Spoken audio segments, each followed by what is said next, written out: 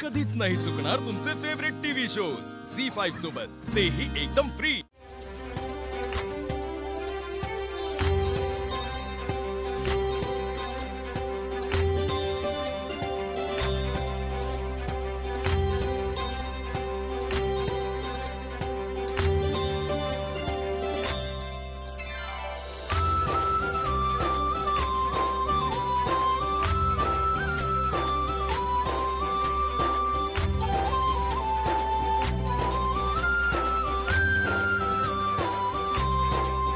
आई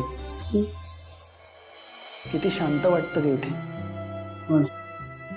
अरे म्हणून तर मी सारखी तुझ्या मुलांना सांगत असते, अधूनमधून देवळात या, देवाला नमस्कार करा, छान वाटेल। बरं आज तुझा योग आला ते।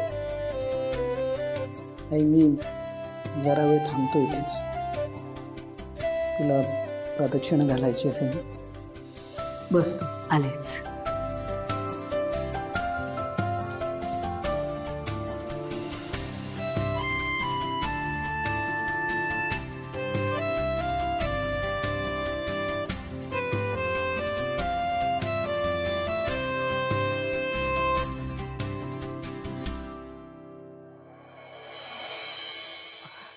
नमस्कार गुरुजी।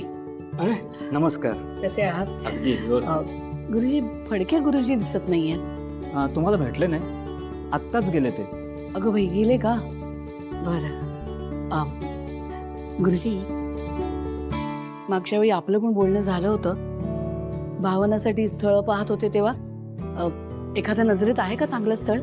पण फडके गुरुजींनी मागच्या वेळेस तुम्हाला जे स्थळ सुचवलं होतं त्याचं काय झालं? काय सांगू गुरुजी, अनेक स्थळं आली हो, पण प्रत्येक वेळी ना कुठल्या कारणामुळे बिनसलंच बघा। आणि मग मधला काही काळ भावनाच्याच मनात नव्हतं लग्न करायचं। मग आम्ही थांबलो, पण आता मी ठरवलंय, आता वेळ घालवायचा नाही, तिच्यासाठी स्थळ पाहायला सुरुवात करते। तर एखादं चांगलं तुमच्या नजरेत असेल तर सांगा ना। ठीक आहे, बघतो। पण आत्ता लगेच असं नजरेसमोर कोणी नाही। तुम्ही असं करता का, मला एक 2-3 दिवसाचा अवधी द्या। 2-3 दिवसानंतर मी नक्की तुम्हाला स्थळ सुचवेल, चालेल? चालेल ना, मी येईन 2 दिवसांनी तुम्हाला भेटेन।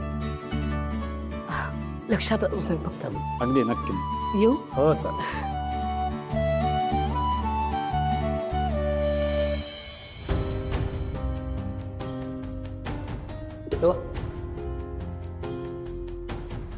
काय चुकलं रे माझं?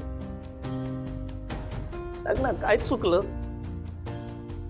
आतापर्यंत काही करत नव्हतो, घरात बसून होतो म्हणून लोक वाटतील ते बोलायचे, कोंबड्या मारायचे, पण आज मेहनत करायला लागलो आणि तिने स्वतःचा बिझनेस सुद्धा सुरू केला रे। असं आणि स्वप्न पूर्ण करण्याचा प्रयत्न करत होतो ना रे मी। झी5 ॲप डाउनलोड करा आणि पहा सर्व एपिसोड्स एकदम फ्री।